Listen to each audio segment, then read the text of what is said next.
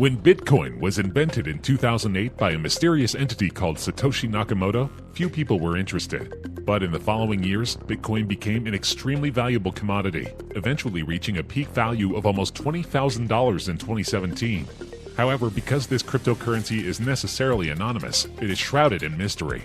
Today, we're answering the question, who owns the most Bitcoin? First of all, it's important to have a basic understanding of the way Bitcoin works.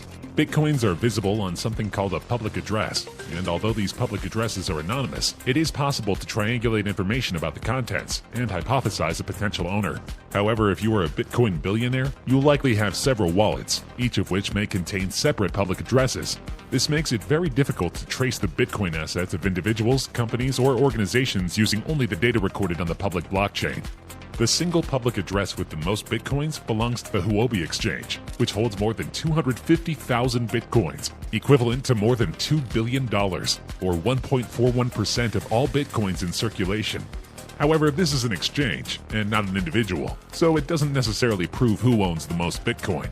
In all likelihood, the most Bitcoins belong to Satoshi Nakamoto, the creator of the Bitcoin protocol, who, according to different estimates, should own at least 1.1 million BTC, or more than 6% of all Bitcoins created to date, equal to a fortune of almost $10 billion. But this hypothesis is complicated by the fact that Satoshi Nakamoto is almost definitely a pseudonym for a person or a group of people.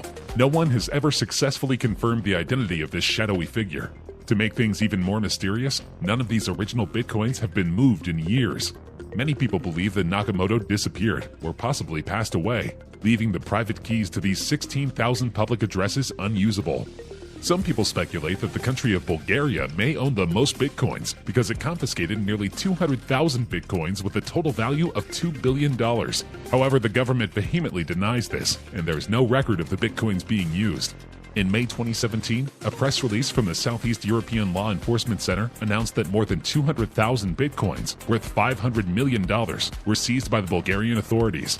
The loot was seized from an organized criminal gang consisting mainly of Bulgarian citizens. The members of this criminal group would have invested most of the money obtained from illegal activities in Bitcoin for the purpose of hiding their own tracks. In reality, what exactly happened is not very clear. The press release is still valid, and there have been no corrections or clarifications for many years, despite the attention of the local and international media. All this means is that until proven otherwise, Bulgaria still holds these Bitcoins. Similarly, the FBI is rumored to have hundreds of thousands of Bitcoins, which they confiscated from supposed criminals. But unlike Bulgaria, these assets are constantly sold for hard currency, so the FBI is not accruing cryptocurrency long term. Roger Ver is so quintessential to the cryptocurrency community that he was given the nickname Bitcoin Jesus. Roger Ver began his Bitcoin journey in March of 2011. He was the first person in the world to start actively investing in Bitcoin startups.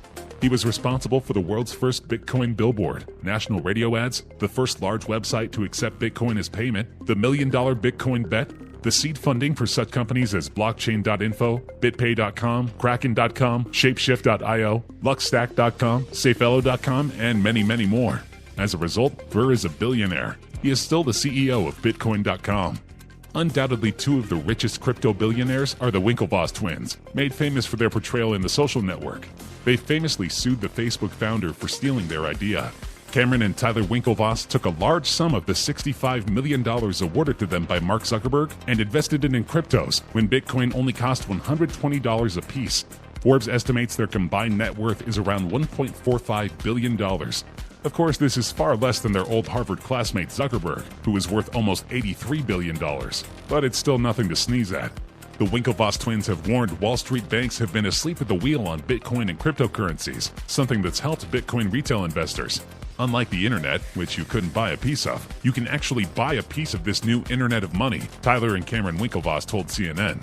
Ultimately, their goal is for the traditional financial community to embrace cryptocurrency as a legitimate form of legal tender. Another big player in the Bitcoin world is Gavin Anderson. He corresponded with Nakamoto in the early days of Bitcoin, bought in while it was still cheap, and is using his expertise to champion the Bitcoin Cash movement. Bitcoin Cash is a variation on Bitcoin that arose after a schism in 2017. In 2018, Bitcoin Cash subsequently split into two cryptocurrencies, Bitcoin Cash and Bitcoin SV.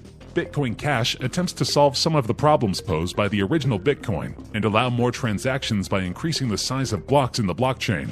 However, the price for Bitcoin Cash is far less than its predecessor. Holders of large amounts of Bitcoin are often known as whales, and they're becoming a worry for investors. They can send prices plummeting by selling even a portion of their holdings, and those sales are more probable now that the cryptocurrency is up nearly 12-fold in recent years. About 40% of Bitcoin is held by perhaps 1,000 users. At current prices, each may want to sell about half of his or her holdings, says Aaron Brown, former managing director and head of financial markets research at AQR Capital Management. What's more, the whales can coordinate their moves or preview them to a select few. Many of the large owners have known one another for years and stuck by Bitcoin through the early days when it was derided, and they could potentially band together to tank or prop up the market. Another honorable mention is Chris Larsen. Larsen made his crypto fortune with a net worth of around $8 billion, harnessing cryptocurrencies for use by the major banks. He is the executive chairman and co-founder of Ripple, which uses blockchain technology and is a system for verifying and recording transactions of all kinds of assets, including its own currency, XRP. He had an impressive history of backing technology winners, including the first peer-to-peer lender in the US. But in all likelihood, most of the world's Bitcoin billionaires are totally anonymous.